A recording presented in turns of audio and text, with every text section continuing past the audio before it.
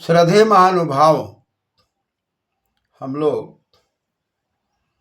औषधि विज्ञान के अंदर, रसायन विज्ञान के अंदर चर्चा कर रहे थे और उस चर्चा के अंदर बात आ रही थी कि हमारे शरीर में रोगों की जो उत्पत्ति होती रहती है, उस रोगों की उत्पत्ति में यह जो प्रमेय है वो सरल सहज है। मधुरता का बढ़ जाना, मधु का बढ़ जाना और प्रमेहति और उसका प्रमेहन होना, उसका क्षरण होना और उसके क्षरण को रोकना और मधुर रस को संयमित करना। तो मधुर रस सरल सहज स्वाभाविक है कि व्यक्ति के जीवन में ज़्यादा प्रयोग होते हैं, जिस पर सोचने समझने की आवश्यकता है। साथ ही साथ हम लवण का भी प्रयोग करते हैं, कटु का भी प्रयोग करते हैं, कषाय का भी प्रयोग करते हैं, तिक्त का भी प्रयोग करते हैं। लेकिन कुछ की मात्राएं कम दिखाई पड़ती है और कुछ की मात्राएं ज़्यादा दिखाई पड़ती है। तो मधुर की मात्राएं ज़्यादा क्यों है, इस पर हम लोग विचार किए थे कि मन धातु है और सज्जाने अर्थ में है और न को ध होकर उ प्रत्यय लगकर मधु बनता है। यानी कि जहाँ पर मन सरल सहज चला जाए वो मधु है, वो मधुर है। लवण भी इसी प्रकार के है। लवण में लव है और वो तेजस्विता का प्रतीक है, तीज का प्रतीक है और वो चटपटा का प्रतीक है। इसलिए कुछ लोग लवण को भी ज़्यादा लेना पसंद करते हैं, लेकिन लवण की मात्रा बढ़ने से, मधुर की मात्रा बढ़ने से दोनों में अंतर होता है।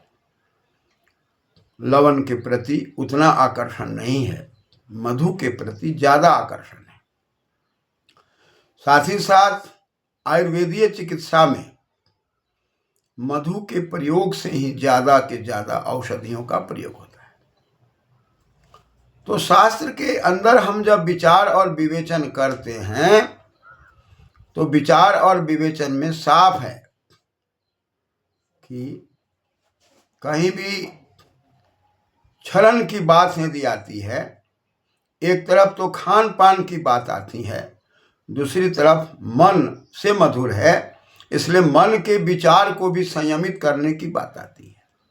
मन के विचार को यदि हम संयमित नहीं करते तो भी हमारा मन क्षरण की ओर जाता है। इसलिए ऊर्ध्वरेता और अधोगामी, ऊर्ध्वरेता बनना और अधोगामी बनना। अधोगामी बनने से नाना प्रकार के रोगों का आना और ऊर्ध्वगामी बनने से नाना प्रकार के रोगों का उन्मूलन। साथ ही साथ हम सब यह भी विचार किए कि हम अपने जीवन के अंदर जो कुछ भी भोजन लेते हैं, उस भोजन के माध्यम से 7 प्रकार की धातुएं बनती हैं।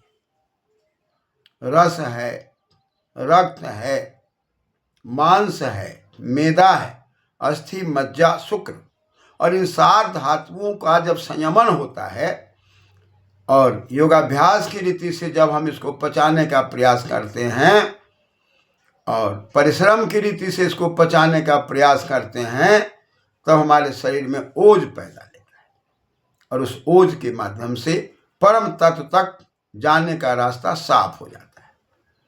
लेकिन ये 7 धातुओं के माध्यम से भी ओज की ओर नहीं पहुँचे तो फिर परम तत्व की ओर जाना न हो करके अधा तत्व की ओर हम जाते हैं, अधोगामी बन जाते हैं, ऊर्ध्वरेता नहीं बन पाते और क्षरण के कारण हमारा और जीवन तरण की ओर नहीं जाता। इसलिए छलन से बचने के लिए, प्रमेह से बचने के लिए हमें आयुर्वेदीय जीवन से 6 रसों को समझना पड़ता है। और रस पर विचार यदि करते हैं, रसति रसा नंदी ग्रही 50 विभुल नचा से अच प्रत्यय लगकर रसा सद बनता है, रसति।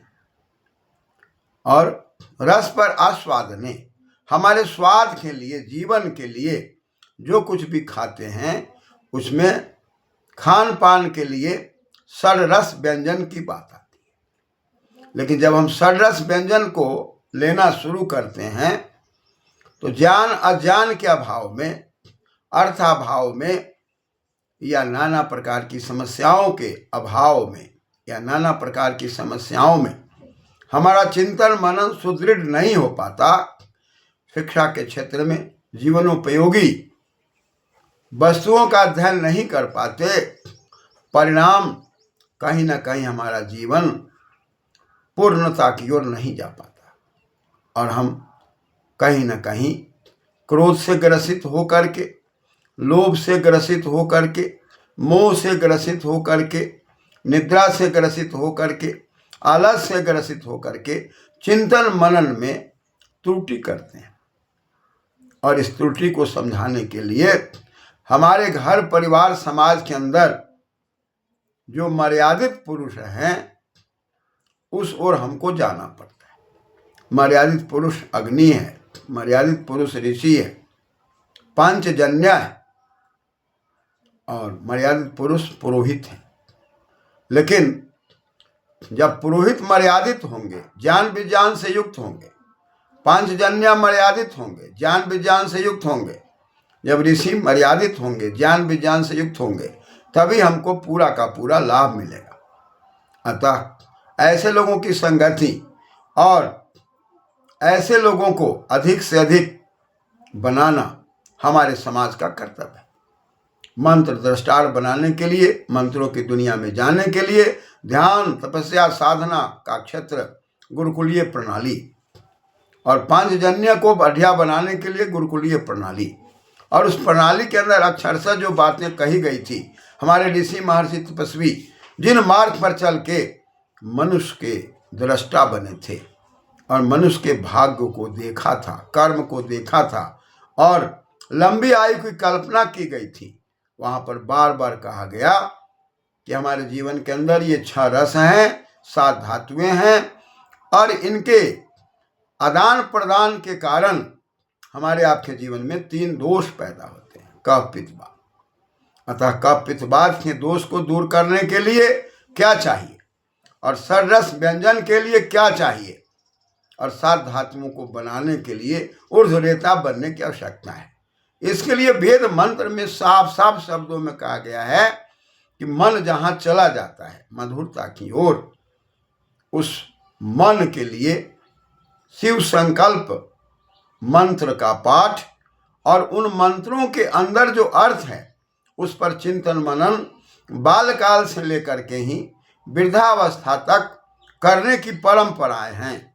और जहाँ से हम विमुख होते हैं तो शिव संकल्प मन को नहीं बना सकते। जैसा कि हम आप जानते हैं, यजाग्रतो दूरमुदयति दैवं तदु सुप्तस्य तथैवैति दूरंगमं ज्योतिषां ज्योतिरेकं तन्मे मनः शिव संकल्पमस्तु।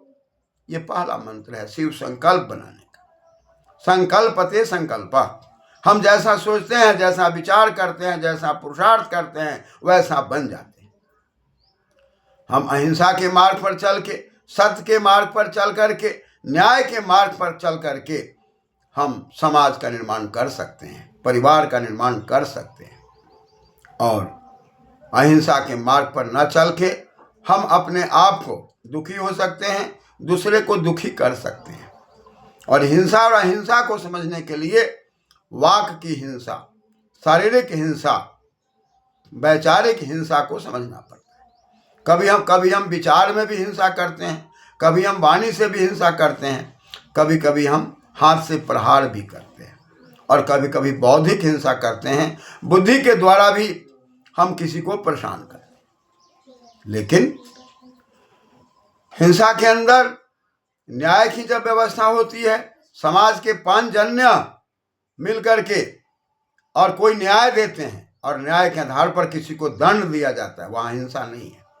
लेकिन हम बिना जाने बिना समझे न्याय अन्याय के पक्ष को न जानते हुए और जो न्याय के मार्ग पर चलता है उसके साथ भी हिंसा का व्यवहार करते हैं, और जो अन्याय के मार्ग पर चलता है उसके साथ भी हम अहिंसा की ओर जाते हैं। तो अन्याय वाले के साथ दंड देना हिंसा में है, और न्याय वाले के साथ हमें और आपको दंड नहीं देना है, वो अहिंसा में है।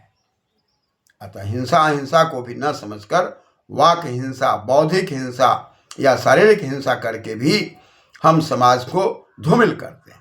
इसलिए वेद मंत्र कहता है कि शिव संकल्प होना चाहिए। मेरा मन, आपका मन शिव संकल्प वाला होना चाहिए। यह जागृता दूरम उतेति, यानी कि जागृत निद्रा चाहिए, निद्रा का नाश करना, निद्रा को समाप्त करना। कहा कि यद जागृता, जब हम निद्रा में नहीं होते हैं, दिन में होते हैं, यद जागृता दूरम उतेति, तो मन हमारा दूर जाने लगता है।